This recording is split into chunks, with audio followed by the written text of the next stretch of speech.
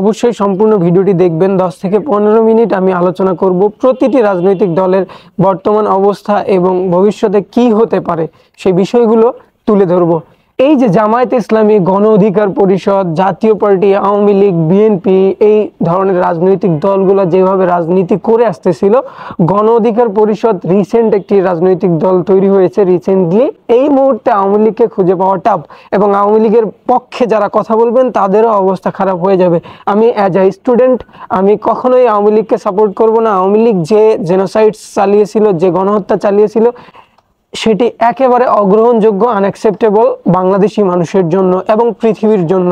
যাই হোক, বিএনপি যেটি চাচ্ছে, এখন বিএনপি শুধুমাত্র উঠে পড়ে লেগে গেছে যে কখন নির্বাচন দিবে, অন্তর্বর্তীকালীন সরকার, ইন্টারিম গভর্নমেন্ট কখন নির্বাচন দিবে। তারা নির্বাচন পেলে কোনো রকমে তারা ক্ষমতায় বসে লুটপাট এবং চাঁদাবাজি সবকিছু চালিয়ে যাবে।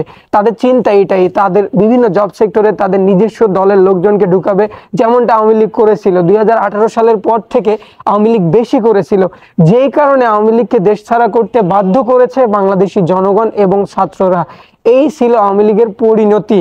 সবাই ইতিমধ্যে দেখে নিয়েছেন 4 থেকে 5 মাস আগে আওয়ামী লীগের কি অবস্থা হয়েছে এবং আওয়ামী লীগের যে চেয়ারম্যান তিনি কিভাবে, সরকার প্রধান যিনি ছিলেন তিনি কিভাবে পালিয়ে গিয়েছিল, সবাই ইতিমধ্যে বিষয়টি দেখেছেন।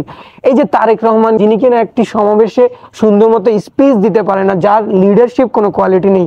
যদিও আমি বড় একজন নেতাকে নিয়ে কমেন্ট করতেছি, এটি আমার পার্সোনাল ওপিনিয়ন। আমি যত কিছু অ্যানালাইসিস করছি, ডক্টর মোহাম্মদ ইউনূস এখনও 40 থেকে 45 মিনিট ইংলিশে স্পিচ দিয়ে যেতে পারে, সেটিও ইন্টারন্যাশনাল কোনো একটি ইউনিভার্সিটিতে, ইন্টারন্যাশনাল কোনো একটি মাধ্যমে।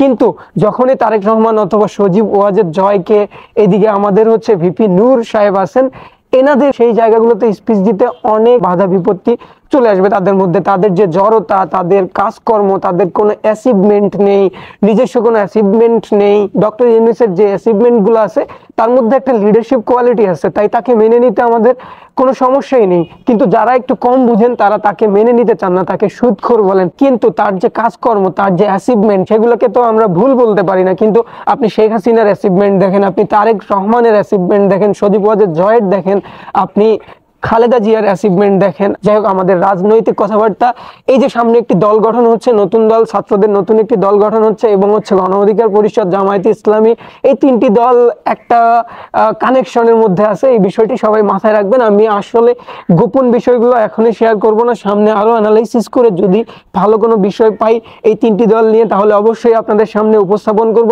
বিএনপি কিন্তু নিজেরা চেষ্টা করে যাচ্ছে, যত দ্রুত সম্ভব নির্বাচন চাচ্ছে। তাদের আসলে ইফেক্টটা কোথায়, দেশে তারা কোন ধরনের প্রভাব ফেলতেছে, তাদের কাজকর্মগুলো আপনারা দেখেন, কিভাবে আপনারা তাদেরকে ভোট দিবেন। তারা এই যে বন্যা গেল, যেটা ফেনী চিটাগংয়ের ওইদিকে যে বন্যা হইল, দক্ষিণবঙ্গের যে বন্যার সময় তাদের ইফেক্ট কোথায় ছিল, তারা কোথায় জনগণকে হেল্প করছে, কোন সেক্টরে জনগণের পাশে দাঁড়িয়েছিল।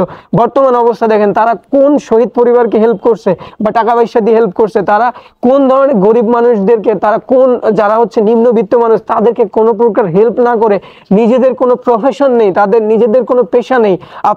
আপনি দেখেন ছাত্র দলের যারা সভাপতি, সেক্রেটারি আছে, তাদের প্রফেশন কি, তাদের ব্যক্তিগত আর্নিং কি, সোর্স অফ আর্নিং কি, তারা নিজেরা চলবে সেই টাকা তাদের নেই। তারা কিভাবে সমাজ সেবা করবে, তারা কিভাবে জনগণের সেবা করবে, এই বিষয়গুলো কিভাবে আপনারা ভাবেন। আপনারা দেখেন তাদের যে দলীয় নেতাকর্মীরা আছে বিভিন্ন জেলা উপজেলা পর্যায়ে, তাদের নিজস্ব কোনো ইনকাম নেই, তারা জনসেবা কিভাবে করবে। তারা বলে যে আমরা নির্বাচিত হলে, সরকার গঠন করলে তারপর হেল্প করবে। এটা তো জনগণের টাকা, জনগণের টাকা জনগণকে বিলিয়ে দিবে, এটাই, তারপরে তারা ভাগাভাগি করে খাবে, এই চিন্তা তাদের। তারা নিজেরা ইনকাম করে, নিজেরা বড় কোনো বিজনেস বা কোনো একটা জায়গায় ইফেক্ট ফেলে দেশের উন্নয়নমূলক কাজকর্ম যদি করত, তাহলে তাদেরকে জনগণ সাপোর্ট করত, স্টুডেন্টরা সাপোর্ট করত। যারা বোঝে, যারা স্টুডেন্ট, যারা পড়াশোনা করে আসছে, গ্রাজুয়েশন লেভেলে আছে বা গ্রাজুয়েশন কমপ্লিট করছে, তারা জানে বিএনপি কোন লেভেলের দল। আর বিএনপির মূর্খ যত লোকজন আছে সবাই বিএনপির নেতাকর্মীতে আছে, তারাই বিএনপিকে লিড দিচ্ছে। তাদের নিজস্ব কোনো পেশা নেই, তাদের নিজস্ব কোনো আর্নিং নেই, নিজেরা চলবে সেই খাবারের টাকা তাদের নেই। তারা নাকি দলের নেতা, তারা নাকি সভাপতি, বিভিন্ন সংগঠনের তারা নাকি সভাপতি, যুব দল, ছাত্র দল, সব জায়গায় সভাপতিদের দেখবেন তাদের নিজস্ব সোর্স অফ আর্নিং কি, তারা কিভাবে চলতেছে, তাদের পেশাগত কাজকর্ম কি, তাদের ফ্যামিলি থেকে ব্যাকআপ নিয়ে তারা এখনো চলতেছে, তারা কিভাবে দেশের নেতৃত্ব দিবে, দেশের জনগণের নেতৃত্ব দিবে বা একটা গোষ্ঠীর নেতৃত্ব দিবে, কিভাবে তারা এইভাবে নেতৃত্ব জায়গাগুলোতে থাকবে। তাদের কাজকর্ম, তাদের নিজস্ব পেশা থাকতে হবে, নিজস্ব বিজনেস থাকতে হবে বা নিজস্ব কোনো প্রফিট মার্জিন করা, রেভিনিউ করা, বার্ষিক একটা আয় থাকতে হবে, যেটার থেকে তারা হচ্ছে সমাজের উন্নয়ন করবে, সমাজের নিম্নবিত্ত মানুষদের হেল্প করবে। তারপর না তাকে নেতা হিসেবে মেনে নিতে পারবেন বা জনপ্রতিনিধি হিসেবে মেনে নিতে পারবেন। তার নিজস্ব কোনো আর্নিং নেই, তার কোনো কাজকর্ম নেই, সে সারাদিন রাজনীতি নিয়ে পড়ে আছে, জনগণের কি সেবা করবে সে? তার নিজের তো কিছুই নেই, সে জনগণের কেমনে সেবা করবে?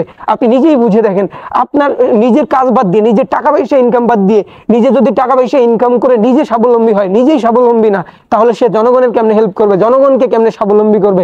জনগণের ডেভেলপ কেমনে করবে? দেশের ডেভেলপমেন্ট কেমনে হবে? সে নিজেই নিজের ডেভেলপ করতে পারতেছে না, একজনের ডেভেলপমেন্ট নিজেরই করতে পারতেছে না, হাজার জনের ডেভেলপ কিভাবে করবে? কোটি জনের ডেভেলপ কিভাবে করবে? আমরা হাজার হাজার কোটি কোটি স্টুডেন্ট আছি, যেখানে ছাত্রদল সভাপতি নিজেরই ডেভেলপ করতে পারতেছে না, সেখানে সাধারণ ছাত্রদের, বাকি ছাত্রদলের যারা একজন কর্মী হিসেবে কাজ করে, তাদের ডেভেলপ কিভাবে করবে? সাধারণ মানুষের ডেভেলপ কিভাবে করবে? এই নিজের কোনো কাজকর্ম নেই, নিজের কিছুই নেই। ভাই, নিজের কাজে ফোকাস করো, নিজেকে ডেভেলপ করো। নিজে যদি ভালো কিছু করতে পারো, তাহলে জনগণ এমনি আপনাকে প্রতিনিধি হিসেবে সিলেক্ট করবে এবং হচ্ছে আপনি প্রতিনিধি হিসেবে কাজ করতে পারবেন। নিজের জেলায় হোক, সারা বাংলাদেশে হোক, আপনি কাজ করতে পারবেন। আমি বারবার বলতেছি, যারা রাজনীতিতে আসেন, আগে নিজের প্রফেশন ঠিক করেন, নিজের জায়গা, নিজের পায়ের নিচে মাটিটাকে ঠিক করেন, আগে নিজে স্ট্রং হন, নিজে কাজকর্ম করেন, ভালো কিছু করেন, সমাজের উন্নয়নমূলক কাজ করেন, নিজের একটা ব্যক্তিগত পেশা রাখেন, নিজের একটা সোর্স অফ আর্নিং রাখেন, দেন রাজনীতিতে আসেন। এই ব্যক্তিগত আর্নিং এর পর নিজে যদি রাজনীতিতে আসেন, তখন মানুষ ভাববে যে আপনার তো সবকিছু আছে, অলরেডি আপনি স্বাবলম্বী, আপনাকে প্রতিনিধিত্ব করতে দিলে আপনি হয়তো জনগণের হেল্প করবেন। তখন একটা বিশ্বাস আসবে আপনার উপর, তখন একটা আশ্বাস পাবে জনগণ। যদি আপনি নিজেই স্বাবলম্বী না, নিজের পায়ে নিজে দাঁড়াতেই পারেননি, আপনি এসে রাজনীতি করতেছেন, বড় বড় ভাষণ দিচ্ছেন, সেই বিষয়টি আপনার জন্য খুবই খারাপ। আপনি হচ্ছে জনগণের ক্ষতি করার জন্য আসছেন।